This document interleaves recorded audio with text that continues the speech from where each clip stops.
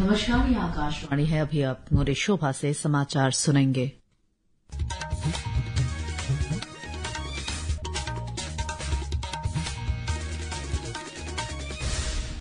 पहले मुख्य समाचार। महाराष्ट्र में एक ही चरण के विधानसभा चुनाव में दोपहर 1 बजे तक 32.18% से अधिक मतदान। झारखंड विधानसभा चुनाव के दूसरे चरण में भी शांतिपूर्ण मतदान जारी।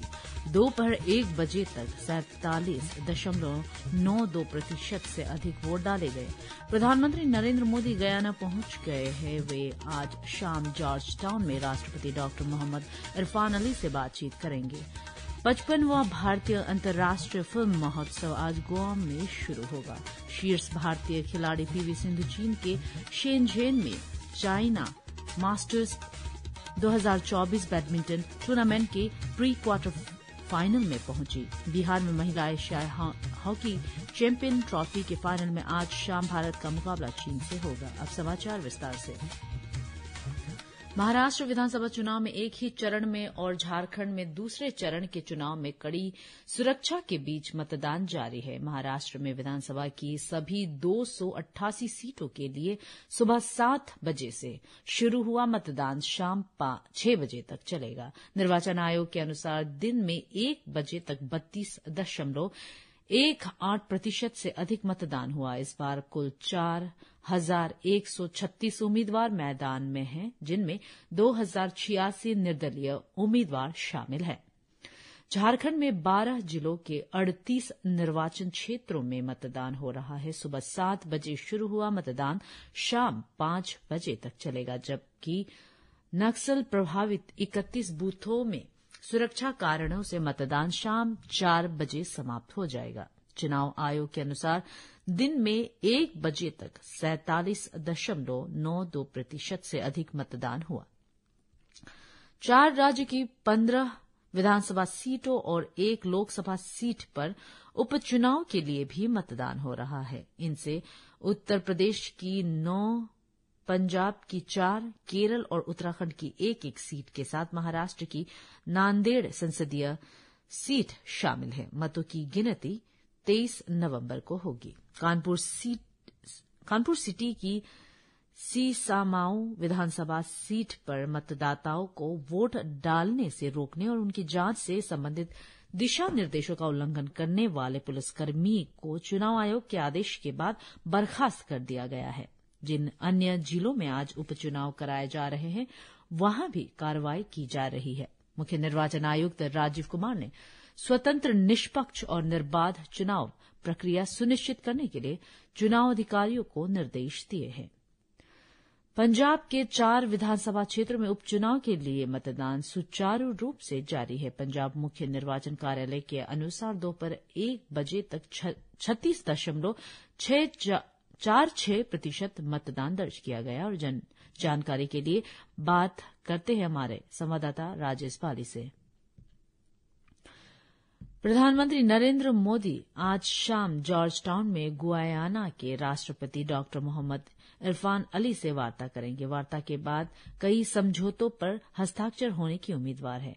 प्रधानमंत्री 3 दिवसीय यात्रा पर आज सुबह गुयाना पहुंचे। एक अभूतपूर्व कदम उठाते हुए राष्ट्रपति अली ने खुद 1 दर्जन से अधिक कैबिनेट मंत्रियों के साथ हवाई अड्डे पर उनका स्वागत किया। प्रधानमंत्री मोदी आज दूसरे कैरिकॉम भारत शिखर सम्मेलन में भी भाग लेंगे और इस क्षेत्र के साथ भारत की दीर्घकालिक मित्रता को और बढ़ाने के लिए कैरिकॉम सदस्य देशों के नेताओं के साथ बैठकें करेंगे। कैरिकॉम यानी कैरिबियाई समुदाय और साझा बाजार 20 विकासशील देशों का समूह है। कल प्रधानमंत्री गुयाना की संसद को संबोधित करेंगे। उनका भारतीय प्रवासियों की एक सभा को भी संबोधित करने का कार्यक्रम है। हमारे संवाददाता ने बताया कि हाल ही में भारत और गुयाना के बीच उच्च स्तरीय संपर्कों में तेजी आई है। राष्ट्रपति इरफान अली पिछले साल जनवरी में प्रवासी भारतीय दिवस में मुख्य अतिथि थे। स्वास्थ्य, कनेक्टिविटी, नवीनकरणीय ऊर्जा और जल के क्षेत्र में भारत की गुयाना के साथ दीर्घकालिक विकास साझेदारी है। इस यात्रा के दौरान गुयाना की सरकार प्रधानमंत्री मोदी को सबसे प्रतिष्ठित राष्ट्र पुरस्कार द ऑर्डर ऑफ एक्सीलेंस प्रदान करेगी। बारबाडोस भी प्रधानमंत्री मोदी के प्रतिष्ठित honorary order of freedom of Barbados से सम्मानित करेगा। कुछ दिनों पहले डोमिनिका ने भी श्री मोदी को अपने सबसे प्रतिष्ठित राष्ट्रीय पुरस्कार डोमिनिका अवार्ड ऑफ ऑनर से सम्मानित करने की घोषणा की थी।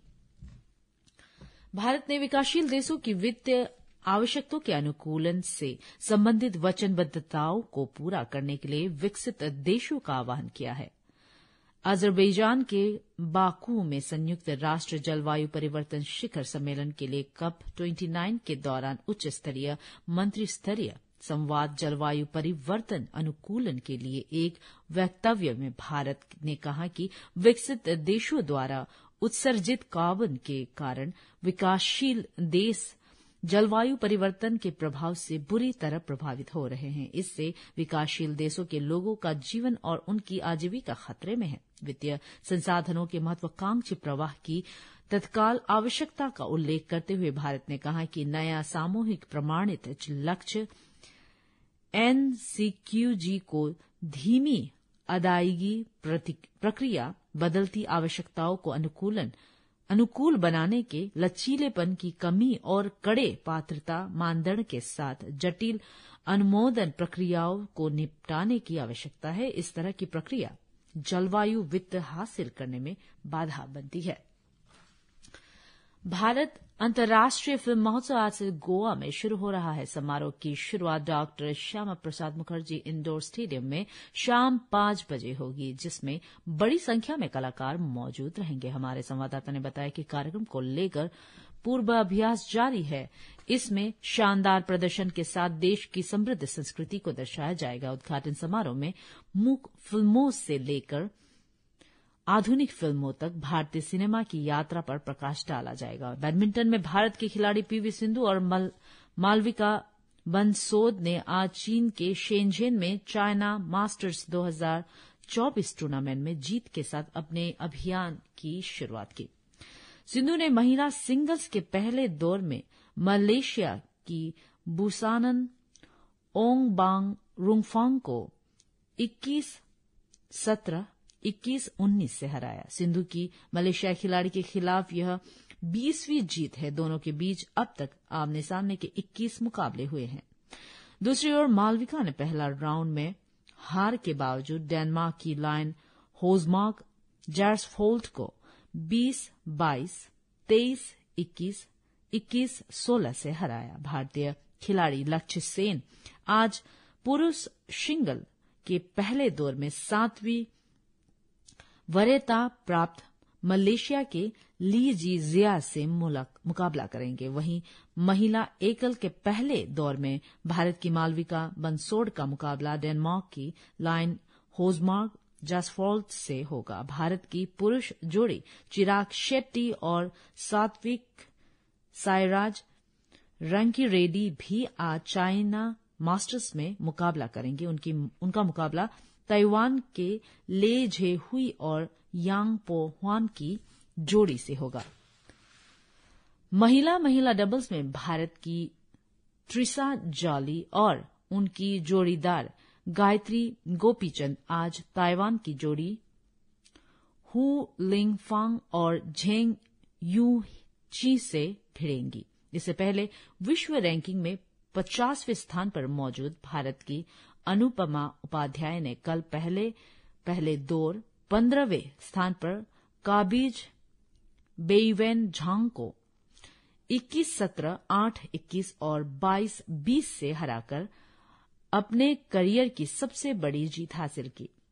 मिश्रित डबल्स स्पर्धा में भारत के बी सुमित रेड्डी और एन सिक्की रेड्डी ने भी अपना शुरुआती दौर का मैच जीता। उन्होंने विश्व की 32वें नंबर की प्रेस्ली स्मिथ और जेनी गाय की अमेरिका जोड़ी को 23-21, 17-21 और 21-17 से हराया, जबकि महिला सिंगल्स में आकर्षिक कश्यप को जापान की तोमोका मियाजाकी ने 21-10, 21-18 से हरा दिया। बिहार के राजगीर में महिला हॉकी एशिया चैंपियनशिप ट्रॉफी के फाइनल में आज शाम भारत का मुकाबला चीन से होगा। सेमीफाइनल में कल भारत ने जापान को 2 गोल से हराकर फाइनल में प्रवेश किया, वहीं चीन ने मलेशिया को हराया था।